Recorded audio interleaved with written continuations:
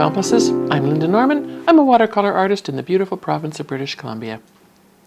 Today I thought I'd walk you through a little cityscape exploration. Glad you're here.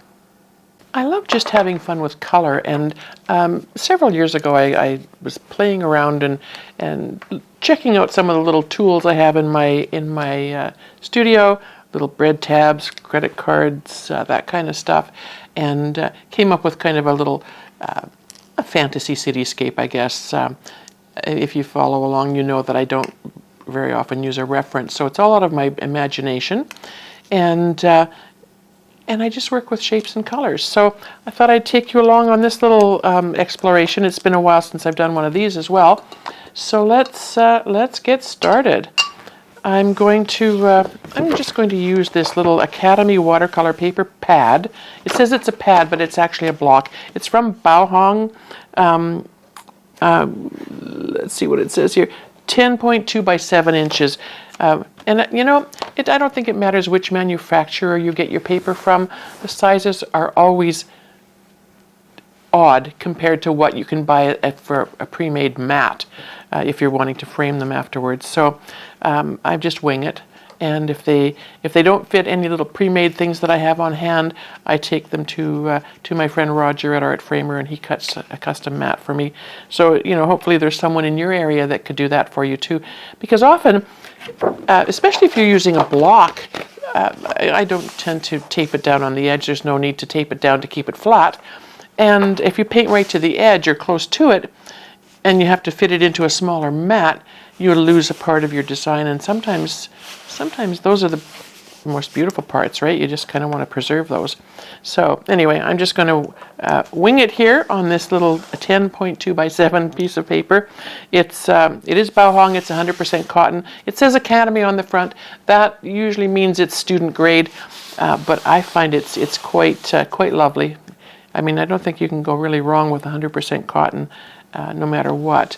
And this one isn't a rough surface, so it's quite smooth, and I think it's going to work well with, you know, putting some sharper edges on it.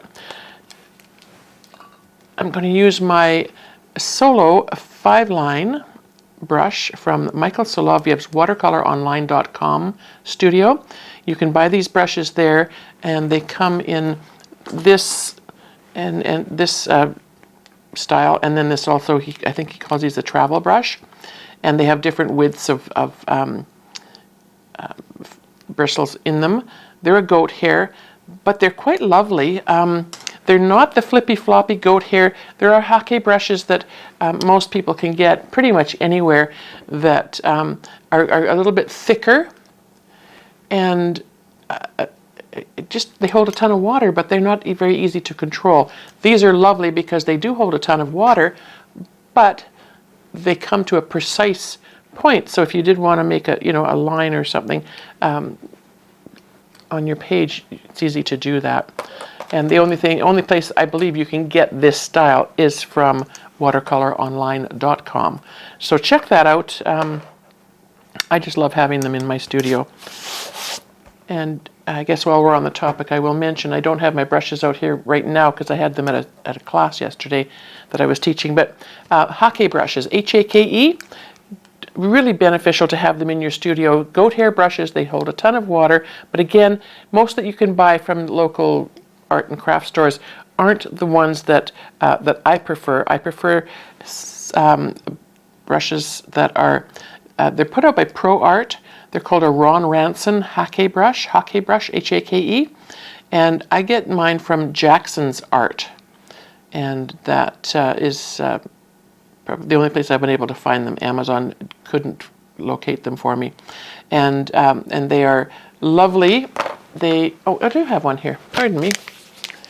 Yeah, great little brushes. They have a stiffer bristle than many of the hake brushes, and they do hold a ton of water, and they're much easier to control. I do prefer them, and especially when I'm doing washes, which is what we're going to start with our little cityscape here. So I don't have to worry too much about this. It's on a block, and as you know, blocks have a little opening. They're glued on all edges, and one little opening where you can, once it's dry, you can slip a little palette knife or a pen or anything, and just get that peeled off of there. But let it sit and dry first. That way you have less risk of ripping your paper when you're taking it off. And if you've let it dry, any of the buckling that will happen over the course of wetting your paper will dissipate, and it'll be nice and flat just as it was before you started. Paper's going to buckle. It absorbs water. The cells swell up. A lot of times you'll hear artists who take their paper and dip it in the bathtub and stretch it and do all of that. I'm just not able to do that with time constraints in my life. I found the blocks are the easy way for me to go. People who work with sheets of paper will often wet the back, let it sit for a few moments, wet the back again, and then lay it down on a very smooth surface like a piece of plexiglass or something, and there's kind of a suction that happens that holds the paper down flat, and it also keeps the paper wet to the core so that when you're painting it's not going to dry out as quickly on you. I'm a pretty quick painter, so that's never really been an issue for me. I'm not worried too much about that. So I've wet the page. I'm not always really fussy about wetting the page because I'm going in again with water and pigment to put my wash down for my sky. So if I've missed a spot, that's quite all right.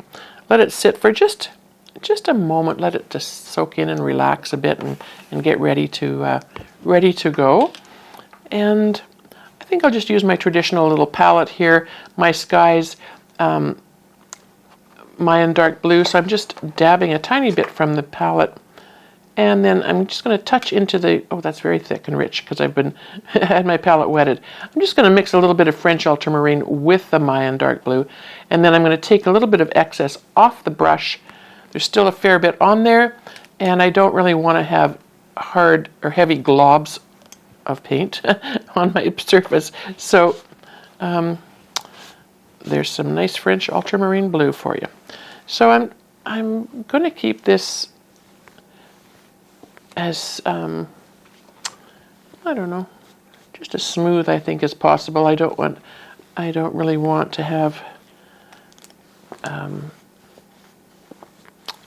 lot of different shapes and colors in the sky. I want the buildings to be the feature here on our little cityscape. And so the Mayan dark blue shows very dark. The French ultramarine, of course, is much lighter. I'm being very careful to not put a lot of pressure on my brush. These brushes, as with any brush, with a ferrule, if you let that touch your page, it will scratch your page and mar the surface, scar it, take some of the sizing off, and then when your pigments touch that, they just soak right deeper into the page, and then you have no option to move them. So I think we'll keep this one pretty simple. I've done them before where I've put a resist on with a little sticker, or sometimes even, we could try to remove a moon. Why don't we do that? We'll see. French ultramarine doesn't always come out as quickly and then as nicely as we maybe would like it to. I'm just looking for a round shape. And I'm going to take my dampish paper towel because it's more malleable, more able to shape it. And I'm just going to pull it around that, and rather than go dead center somewhere, I'm just going to look at that, we've got a moon, just like that. And then we can go in afterwards and put some clouds in front of it. So there we have, the start. I have used stickers before to make moons and suns and things. Some of them are a bit sticky and you don't really want to leave any gluey stuff on your page, so you have to be careful with that. But similar to using masking tape or anything else, if you touch it on a piece of fabric, it takes a bit of the stickiness off of it. All right. I think what I would like to do now is just sort of decide where my my street line is going to end. And often when I've done them in the past, I've sort of made them, like I say, a bit on the fantasy side. So they're sort of a city in the middle of a desert in front, perhaps, or with a little bit of water happening in the front. Because I brought the blue all the way down, we'll likely stick with the water on this one. But that's great. I'm going to, because this brush comes to such a nice firm line, I'm going to use that to decide where my buildings are going to land, like where they're going to sit. And I don't, as I say, I don't want anything to be dead center, so I'm just going to move it down a little bit here. And we'll clear that off. And I think, just for interest's sake, I'm going to put this side a little bit higher. And this one is going to come a little further like that. Whoop, oh my goodness. And then we'll smooth things off a little bit. It's kind of a challenge when your paper's buckled to make lines, but that's okay. We don't need it to be too precise. The buildings are going to cover that. And I just want a smooth area in the middle. I'll decide what to do about that later. And just double checking to make sure that my lines aren't too intense pigment-wise in the sky. My paper towel isn't quite damp enough. I do like to keep a damp paper towel in my hand at all times, just for dabbing things out, for making shapes, and in particular for making clouds. And while the sky is still wet, I'm going to just make a little marshmallow pillow. The reason for doing this is that I can just barely touch the surface of my paper, because that's all I need. The surface is sitting there with the water and the pigment on it. I don't need to be digging in to try to remove anything. In fact, if you push hard, you're pushing your pigment, I think, deeper into your page, and then that's going to be harder to move out. So I think, just in the interest of having a couple of little cloudy things in the sky, I'm going to, and these we'll pull them across the moon after. I kind of like that look of, when you look up at the moon and there's clouds happening along the side. So I'm going to shape that so that it's a little more narrow. I want these clouds to be, it's not necessarily daytime clouds where they're big and fluffy and gorgeous, but they're just kind of happening along there a little bit. And because these colors here are still wet with the pigment in the water and everything, I think we're going to see it moving and changing just a tiny bit. So I'm going to leave it at that. I'm not going to fuss anymore with those clouds. The only thing I just really want to be careful with my clouds is that I haven't left a really harsh big white spot, and that's a little bit whiter there than what I had anticipated, but that's okay. I think it'll be okay. So we kind of have a baseline here for our buildings. Now we get into the business of creating them, and I really want to make sure that things are a little bit on the drier side. As you know, if I add wet pigment to what's already there, if it's too wet, it's going to dissipate out and move into as far as it can throughout whatever moisture is on the page.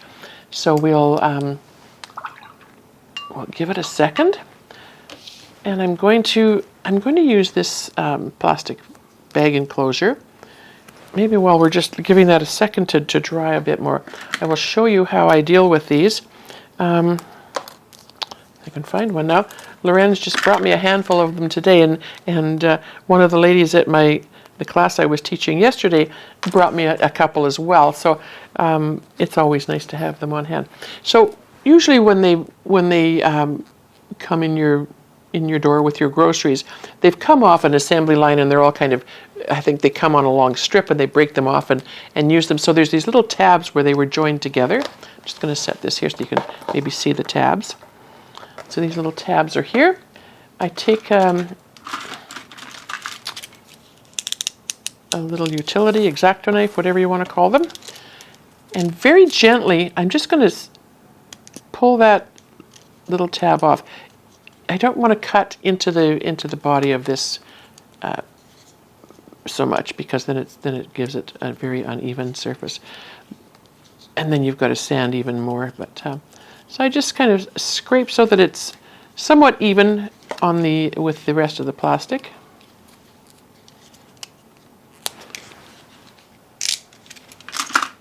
And I always have a couple of these little sanding blocks on hand.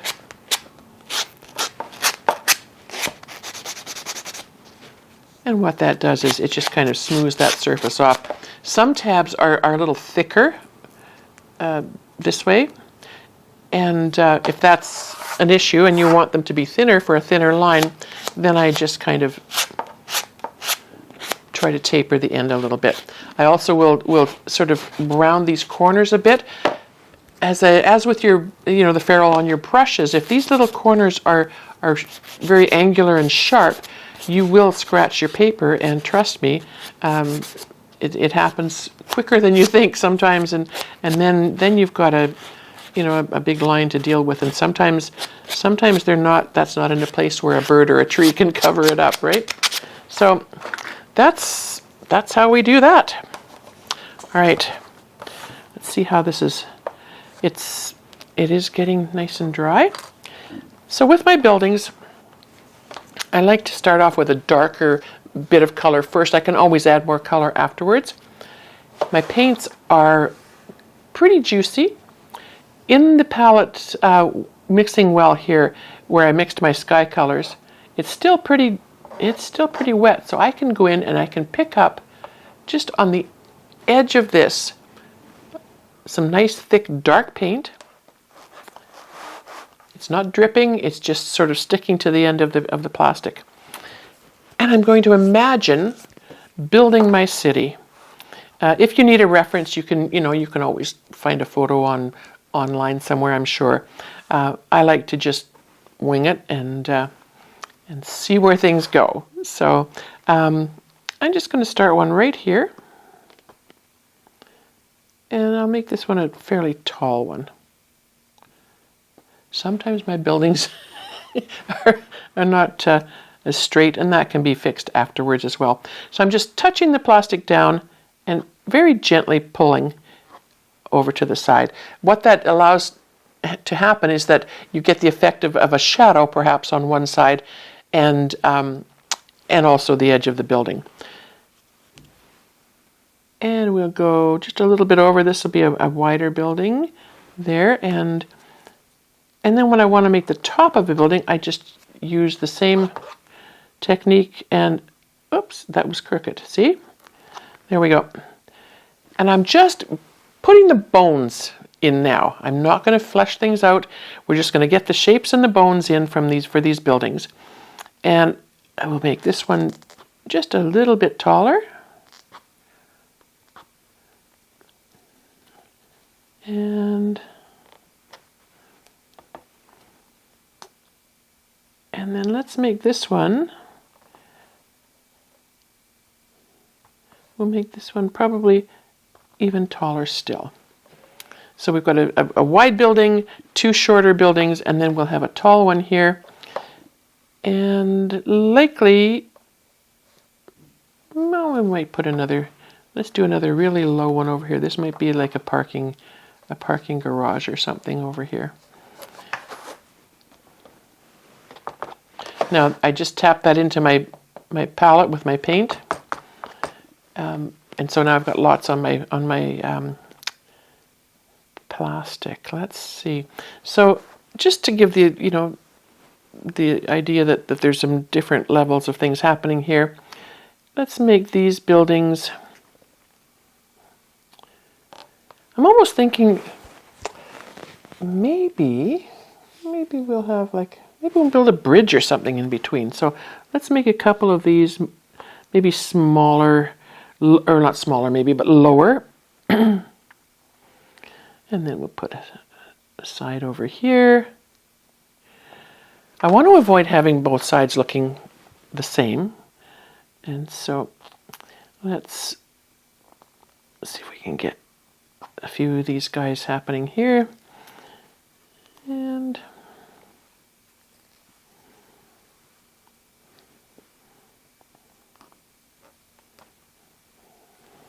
lower building, lower roof.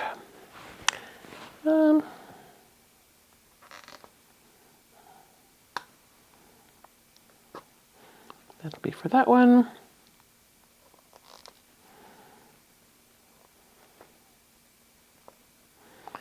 And a taller fellow there. I'm just going to put another line there. For some reason it just feels like there should be a line there. Maybe we'll make that into something, I don't know yet. And if this one is a little bit taller on that side.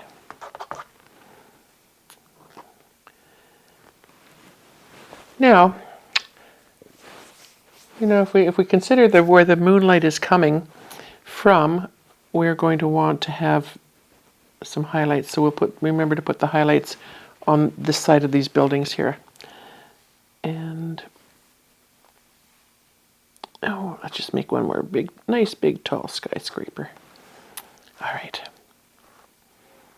Okay, so I'm going to turn it around and do the other side. And I should have done, in hindsight, of course, I should have done more light on that side, but we can adjust that, absolutely. So this guy, I think I'm going to make him a little narrower, and then I can put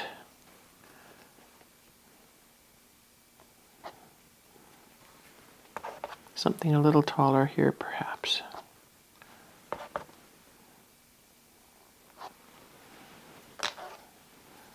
Getting that paint is a little bit dry. I'm going to set this one, I just think I want to put it above that guy behind there, just to, again, add a little bit more sense of perspective and depth. So I just sprayed my palette just to add a bit more moisture to those colors. So we'll bring this one up and bring this side over here. Again, I have a challenge keeping things straight, obviously. And the paper is buckling, so that doesn't help, but we'll work through. Now, I think with trying to get shadows in there, I'm going to clean my plastic tab off a little bit. And I have, in my palette, I have quinacridone gold and I have buff titanium. The buff titanium is more opaque, and I think we might find it's a bit sticky. But let's see what it looks like on top of the blue. So it does give it a bit of lightness there. So I kind of like that. So let's work with the buff titanium on these highlight sides. Let's see.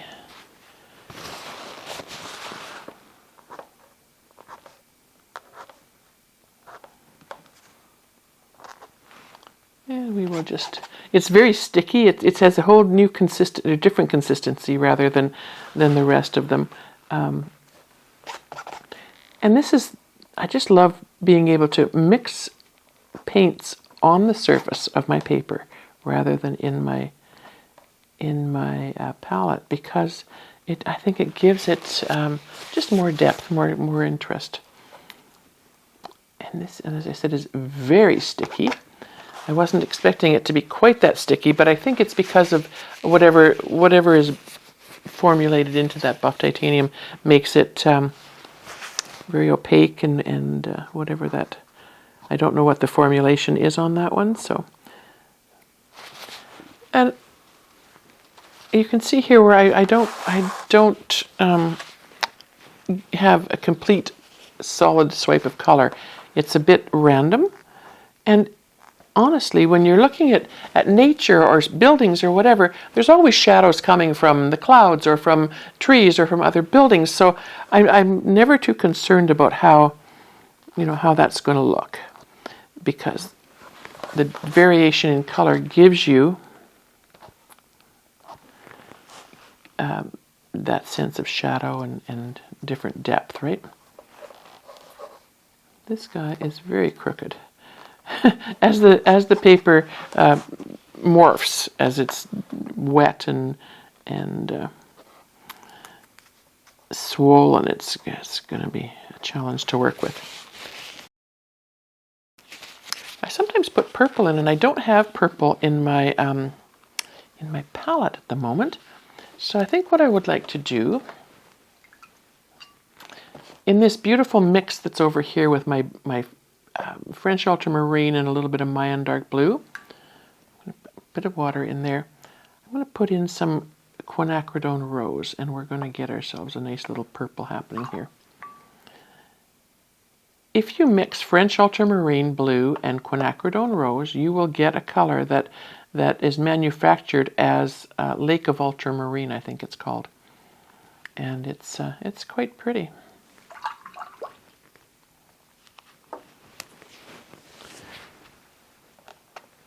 All right, let's see what this purple's going to do for us. I'm going to mix it in with a bit of that buff titanium on the page. I do like that. Just a little bit here and there. And not everyone. I think let's go in with, I'm going to wet my undersea green and just put a tiny bit over here in my palette so that my plastic tab can pick that up. I could certainly try to pick it up out of the palette, but it's going to be quite sticky in the well there. So let's get some green in here, and you can flip your plastic around.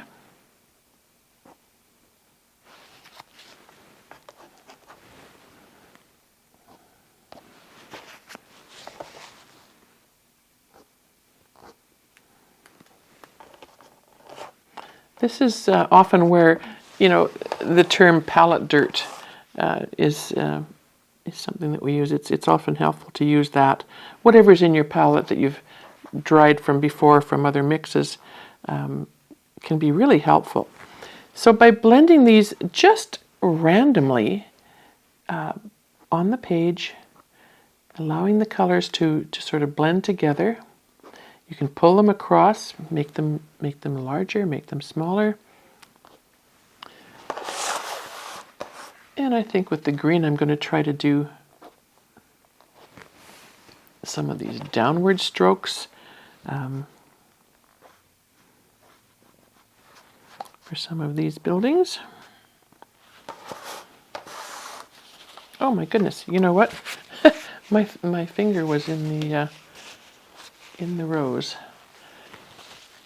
So let's deal with that before it becomes a bigger issue. Fairly wet brush. And I'm going to feather out those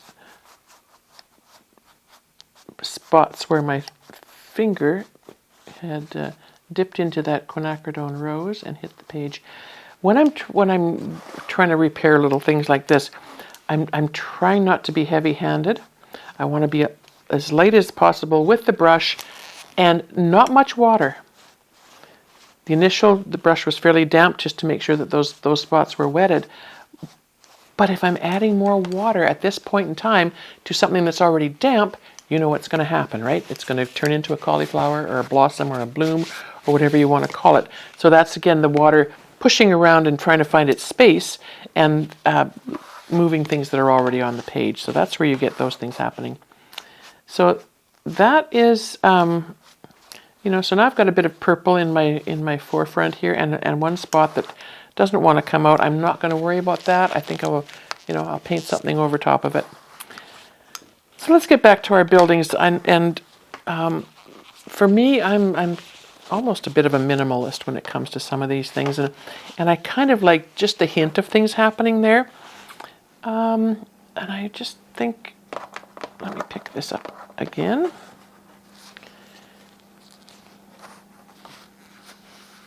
Set a bridge. I wonder how we're going to do that.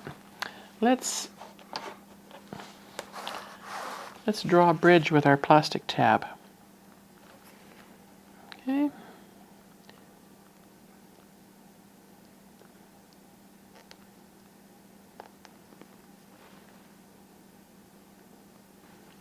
We'll make it end maybe there.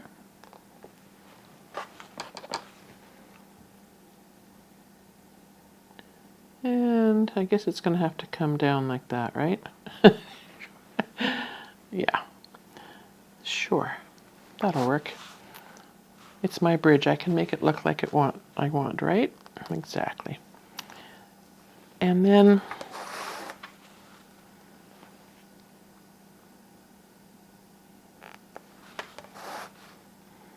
let's make some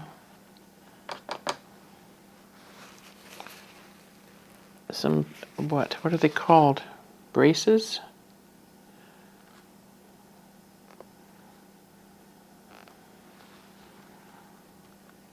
And again, I only need the hint that they're there. If we indicate that some other way that this is going to be water flowing through, then I think we'll be okay. So I'm going to try to make another line across here so that it looks like it's coming together.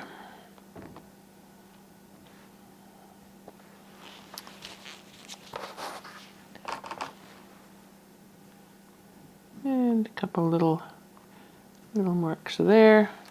Looks like a little fence. This might have to look like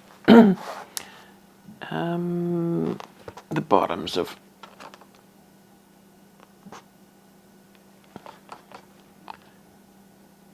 these building shapes.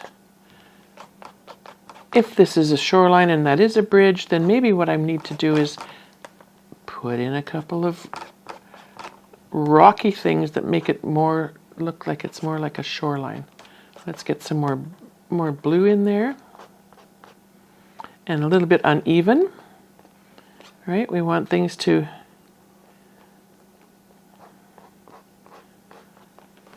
look like they're coming together there. And so if I just add a bit of lighter color with that titanium, buff titanium,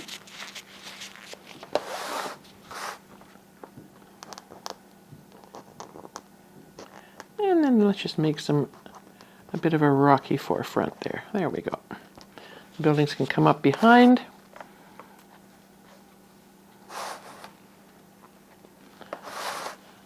We might have to go back to a brush. I was going to try to do all of this without a brush, but you never know, right?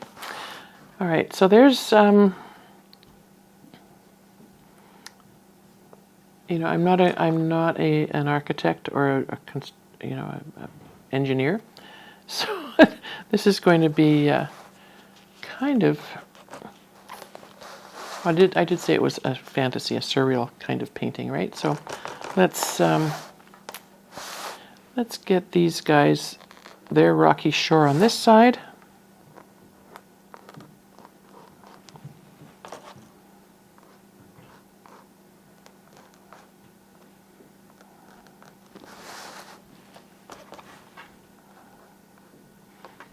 This is so much fun for me. I often don't get a chance to get down and paint, and so on filming days, I really love that I can explore and share this with you and take you on my little adventures. And you never know what we're going to come up with, right? I think just to add some interest, I'm going to bring a little bit of the rocks and the landfall, I think, in from this side here. Let's do that. And this is kind of fun using something that's not a typical brush. But really, it's only a case of getting your color on the page, right?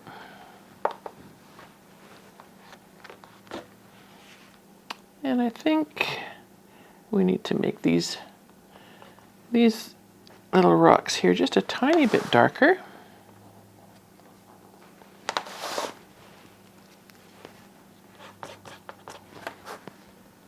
And I like to keep my lines, for the most part, horizontal when I'm doing a landscape or a cityscape, or a seascape, or whatever we're doing here. And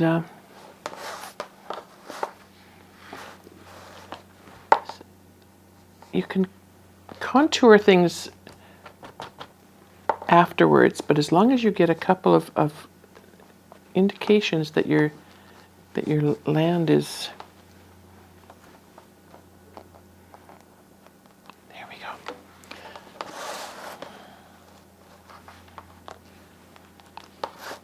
So on this side we did some of that buff titanium. This is such a lovely color. I bought it because I was going to do, or I am doing, lots of paintings of mushrooms. I'm involved in a vegan mushroom festival this fall, and so I've been painting mushrooms, and it's a beautiful color for the underside of mushrooms, and I'm just exploring and learning now where it can be used in other applications, and this is really, that's quite a bit in terms of it's lovely for highlights. It's because it's thick and opaque. It's almost like you could leave it on the surface, right? So we'll just use our plastic tab, just exploring angles here to see. I really don't want to put more pink on my painting.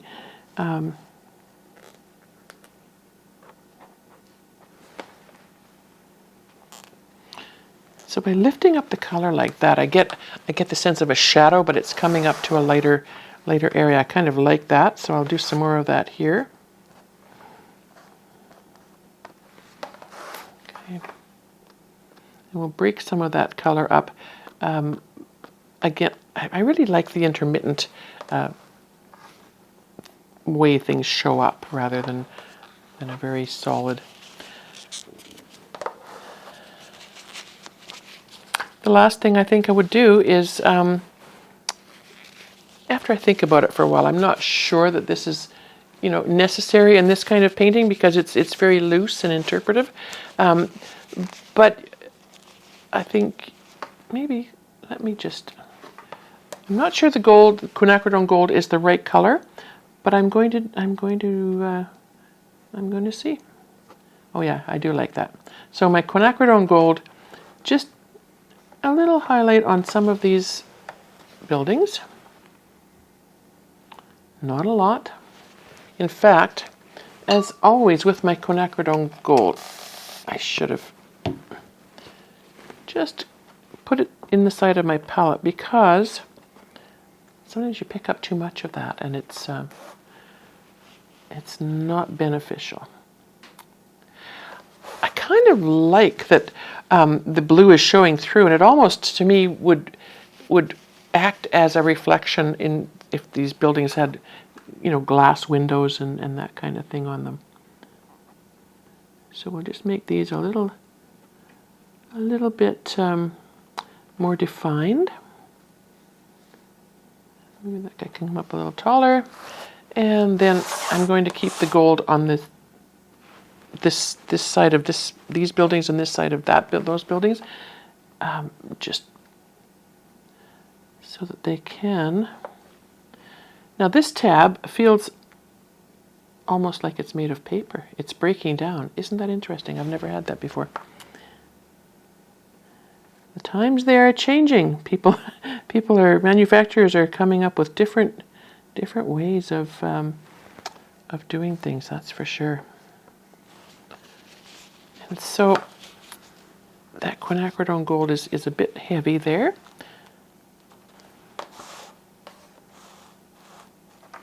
And the last thing I think would be just a little bit of that on that building that's down there.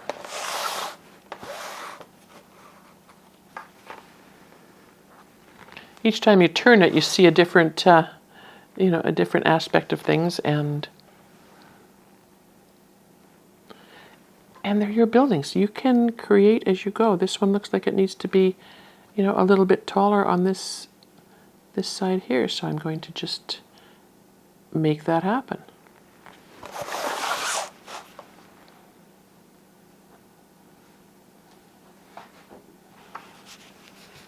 And dabbing a tiny bit off. Yeah, I think I'm going to have to set that little guy aside. He's seen better days. And let's see if we can't just tidy up the edge of this one.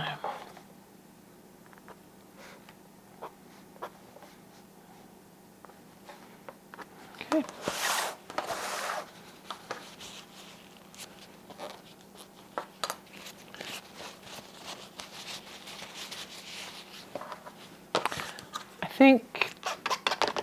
I think perhaps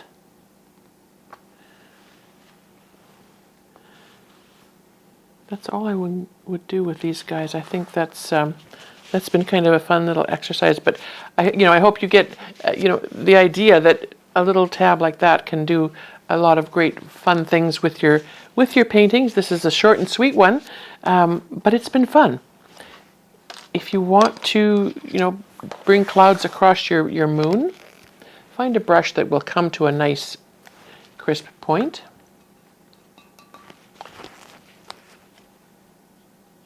I wouldn't add any more water to the surface. So basically a damp brush, not dripping by any means, barely damp. And just the tiniest bit of color on the tip. And start by just barely touching the surface. What we're doing now is we're going to just allow a tiny bit of color to sit on the surface.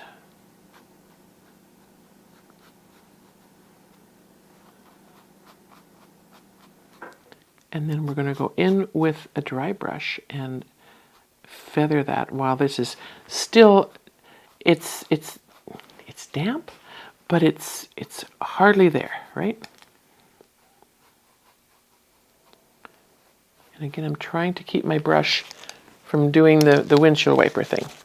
So I'm going to dry it off as much as I can. I'm going to take a clean paper towel and get as much moisture out of this brush as possible. And then I'm just going to feather that little bit that's on the surface of my page while it's still barely damp. Try not to get into that building there because I don't want to add the color.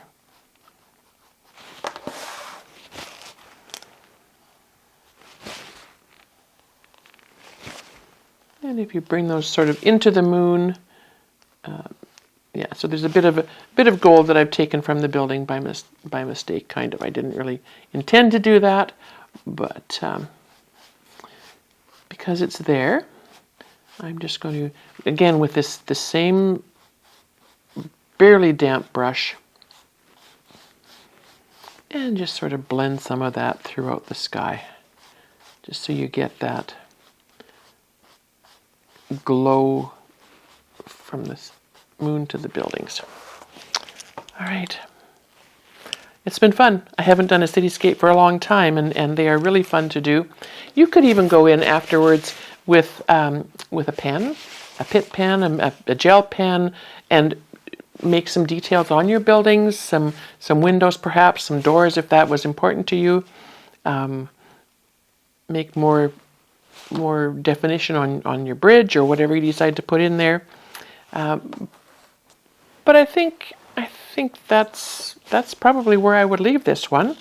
I kind of like that it's very simple, and those buildings are they're kind of left to the imagination, and I'm good with that.